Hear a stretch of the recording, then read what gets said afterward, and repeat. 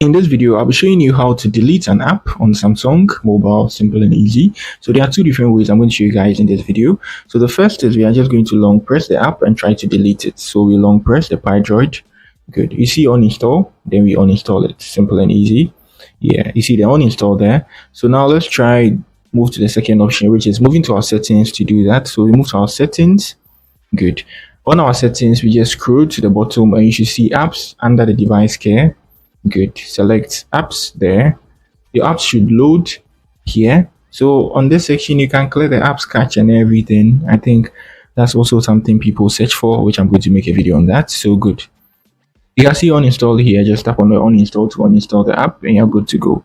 So now let me come back. I don't want to uninstall this app. I need to use an app for the tutorial. So this, so I tap on this app here.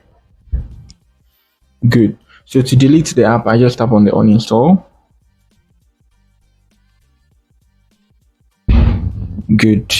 And then I have the app uninstalled from my Samsung. So that's it on how you delete apps on your Samsung. If you are new here, you give me a like, subscribe to the channel. Peace.